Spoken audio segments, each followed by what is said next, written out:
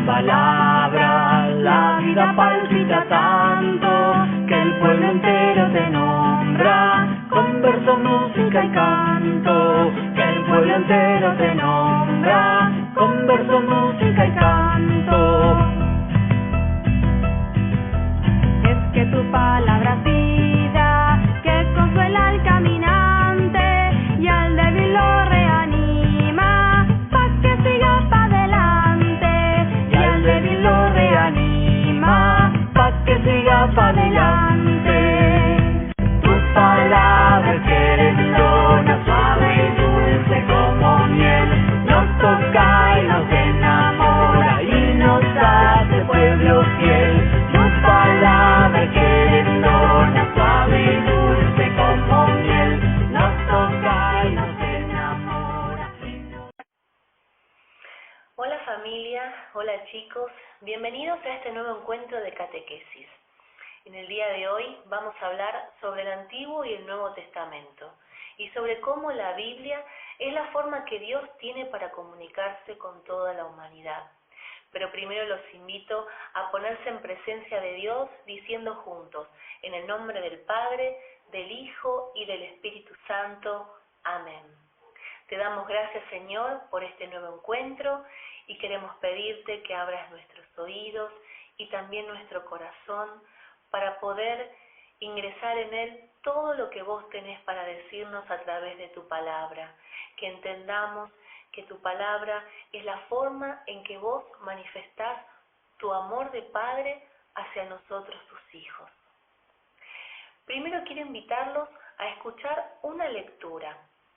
Esta lectura es de la carta a los Hebreos, del capítulo 1, versículos del 1 al 3, y nos cuenta un poquito sobre cómo Dios se manifestó y se comunicó con los hombres a través de los tiempos. Dice así: después de haber hablado antiguamente a nuestros padres por medio de los profetas, en muchas ocasiones y en diversas maneras, ahora, en este tiempo final, Dios nos habló por medio de su Hijo, a quien constituyó heredero de todas las cosas y por quien hizo el mundo. Él es el resplandor de su gloria y la impronta de su ser. Él sostiene el universo con su palabra poderosa y después de realizar la purificación de los pecados, se sentó a la derecha del trono de Dios en lo más alto del cielo. Desde el inicio de los tiempos que Dios ha tenido varias maneras de comunicarse con la humanidad. Lo ha hecho a través de los profetas, a quienes se les manifestaba de diferentes formas, como por ejemplo el fuego, el resplandor o un fuerte viento, o a través de los sueños. También ha enviado mensajeros como los arcángeles, quienes le comunicaban a los destinatarios del mensaje de Dios cuál era su voluntad y qué es lo que tenían que hacer para poder cumplirla. Posteriormente enviaría a su único Hijo, Jesucristo, pero con un mensaje mucho más contundente, plagado no solo de palabras, sino también de gestos, para que la gente vea, crea y anuncie la buena noticia de la salvación. Pero, ¿por qué un Dios que es todopoderoso insistiría tanto en comunicarse con los hombres? Y esto se explica porque nosotros somos la creación más perfecta de Dios, somos sus hijos. ¿Y qué padre no quisiera comunicarse con sus hijos? Dios no es la excepción y siempre va a buscar la manera de hablarnos, de comunicarnos, para guiarnos por nuestra vida. Basta que nosotros seamos permeables a su palabra, que agudicemos todos nuestros sentidos, para dejarnos inundar por aquello que Dios nos quiere decir. Por eso, hoy vamos a conocer un poquitito más sobre este maravilloso documento que nos abre las puertas de la comunicación con Dios. Los invito a prestar mucha atención. ¿Te has preguntado cómo se formó la Biblia y quiénes ayudaron a hacerla? Pues hoy en Catholic Kids te contamos la historia de la Biblia.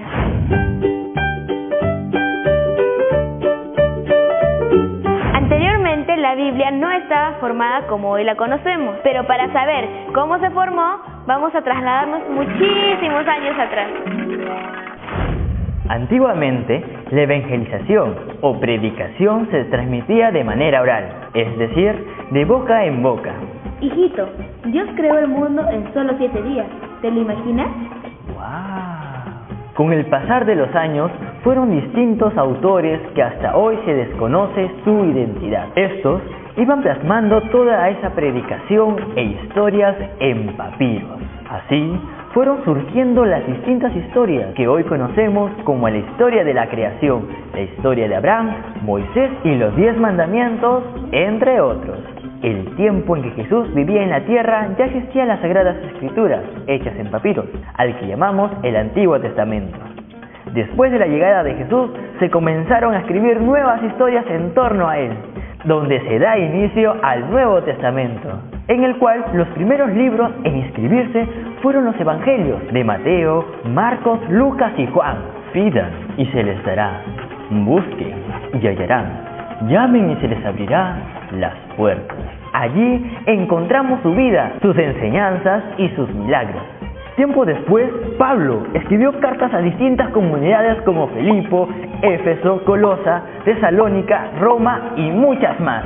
El amor es paciente y muestra comprensión. El amor no tiene celos, no aparenta ni se infla, no actúa con bajeza ni busca su propio interés, no se deja llevar por la ira y olvida lo malo. Estas cartas permanecían en esos lugares. Luego de muchos años llegó un papa, San Dámaso I, que dijo: no puede ser que todos estos libros estén desordenados. Debemos de juntarlos todos en un solo libro para que la gente tenga de dónde guiarse. ¡Hagámoslo! Y es así donde este superpapa fue en busca de todos estos libros y los juntó en uno solo. Por ejemplo, fue a Filipo y trajo las cartas de los filipenses. Présteme eso, por favor. Se fue a Roma y trajo el libro a los romanos. ¡Listo!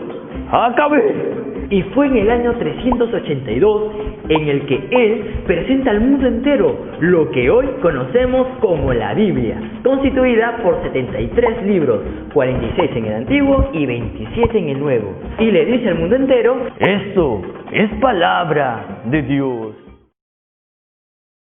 ¿Qué significa la palabra Biblia? Biblia es una palabra griega que significa libros. Proviene de una ciudad llamada Biblos, donde se fabricaba el papiro para hacer libros. Hoy día, Biblia significa el libro santo, escrito por hombres bajo la inspiración y dirección de Dios.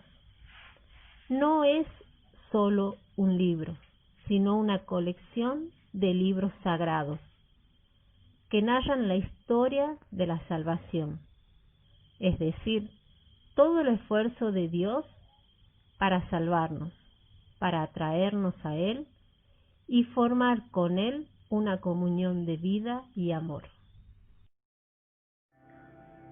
¿Cómo se escribió la Biblia? La Biblia, antes de ser escrita, fue una enseñanza oral.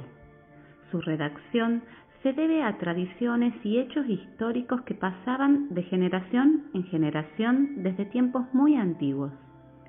Nosotros estamos acostumbrados a leer y a escribir y no comprendemos fácilmente el mundo oriental antiguo, en donde no se escribía, sino que solo se memorizaba. Esta transmisión oral se facilitaba porque se hacía en versos o en forma musical que ayudaba a que los demás pudieran recordarla. Más tarde, los autores sagrados escribieron en cueros de res, que eran largas tiras de cuero llamadas pergaminos, que se enrollaban en 2 cilindros de madera, en donde cada rollo era un libro. Se escribían con pluma de ave untadas en tinta. También se escribieron las antiguas Biblias en papiros, que eran láminas sacadas de una planta egipcia que llevaba ese nombre. Más tarde vinieron los códices, que son manuscritos muy antiguos que contienen textos de la Biblia. Hoy por hoy hay en el mundo más de 1100 140 manuscritos bíblicos. La Biblia es un libro sagrado. En realidad, son escrituras que están relacionadas con los mandamientos y las estructuras del mundo. Es decir, la pureza del Dios mismo, donde a través de sus escritos nos da a entender palabras de aliento y reflexión. Refleja la completa relación entre Dios y toda la humanidad. ¿En qué idioma se escribió la Biblia? Hoy tenemos la gran bendición de poder leer la Biblia en nuestro propio idioma. Esto se debe al esfuerzo de incontables hombres y mujeres que han estudiado los idiomas en los que la Biblia fue escrita originalmente para luego traducirla de la manera más fiel posible.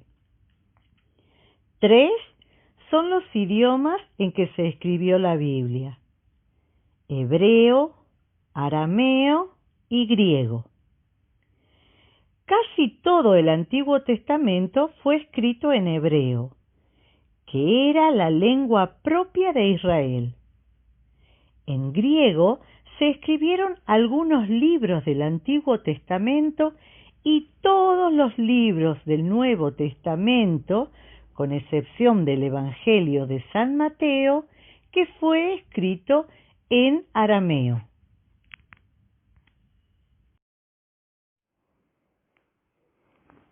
El Antiguo Testamento está formado por 47 libros. Estos libros, a su vez, se dividen en distintos grupos de acuerdo al tema que tratan. Podemos encontrar 5 grupos. El primero, el Pentateuco. El segundo, los libros históricos. El tercero, los libros proféticos. El cuarto, los libros poéticos. Y finalmente el quinto, los libros sapiensales. El Pentateuco es la forma en la que se le denomina los primeros 5 libros que tiene la Biblia, siendo atribuidos estos a Moisés y narrando los primeros momentos del cristianismo. Los 5 libros que los componen son: primero, el Génesis, que narra la creación del mundo, el arca de Noé, la torre de Babel y la vida de Abraham y sus descendientes. Segundo, el Éxodo, que es el nacimiento y vida de Moisés desde su marcha de Egipto con el pueblo hebreo, el origen de los mandamientos y la marcha del pueblo de Dios hasta su nuevo hogar.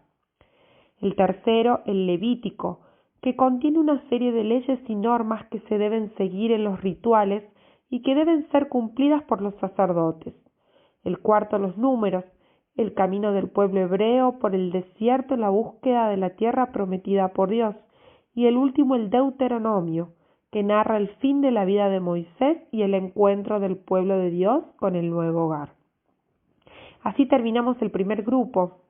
El segundo, los libros históricos, son aquellos libros de la Biblia que cuentan la historia desde la muerte de Moisés hasta la revolución macabea en contra de los selenitas. Estos libros tienen un gran valor histórico, tratando temas sobre el pueblo hebreo que nos sirven para conocer eventos históricos muy importantes. Y está conformado por libros como Josué, Jueces, Ruth, Samuel, Reyes, Crónicas, Esdras, Nehemías, Esther y Macabeos. Nuestro tercer grupo, los libros sapiensales, son los libros en los cuales se encuentran entre los históricos y los escritos por los profetas, y que reciben su nombre por su gran contenido espiritual. Entre ellos vemos Job, los Salmos, los Proverbios, el Eclesiastés y los Cantares.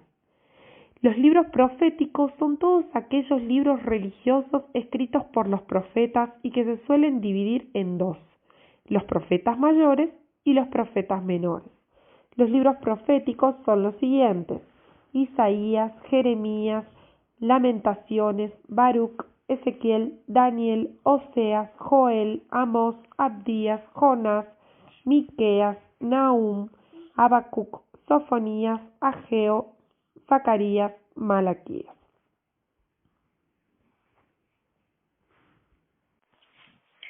El Nuevo Testamento está formado por 27 libros o escritos, que se dividen en distintos grupos de acuerdo al tema que tratan. A. Evangelios. Son los primeros textos. Narran la vida de Jesús, desde la vista de 4 personas: Juan, Lucas, Marcos y Mateo, encontrándose en estos algunos de los momentos más importantes de la vida de Jesús. B. Los Hechos de los Apóstoles. Describen los orígenes de la Iglesia y cómo los primeros seguidores de Jesús continúan su misión. Este es el único relato que nos habla de este tema en todo el Nuevo Testamento. Puede dividirse en 3 partes. La Iglesia de Jerusalén, expansión de la Iglesia en Palestina y difusión en el mundo greco-romano por la acción de Pablo y sus compañeros de misión. C. Cartas. Son verdaderamente cartas, no tratados teológicos, en las que se plantean los problemas de dichas comunidades y las relaciones entre sus miembros, así como con el apóstol. Tradicionalmente se atribuían a San Pablo las siguientes cartas: a los romanos, primera y segunda a Corintios, Gálatas, Efesios, Filipenses, Colosenses, primera y segunda Tesalonicenses, primera y segunda Timoteo, Tito, Filemón, Hebreos. Todas las cartas auténticas de Pablo fueron escritas entre el año 50 y 63, por tanto, antes del primer evangelio. Están las cartas católicas, que se denominan así porque no están dirigidas a una comunidad determinada. Son las cartas de Santiago, primera y segunda de Pedro, primera, segunda y tercera de Juan y la de Judas. Por lo general, estas cartas suelen fecharse hacia el final del siglo I. D. Apocalipsis. Es pródigo en coloridas descripciones que proclaman para nosotros los últimos días antes del regreso de Cristo y la introducción de los nuevos cielos y la nueva tierra. Es la culminación de las profecías acerca del final de los tiempos, comenzando con el Antiguo Testamento.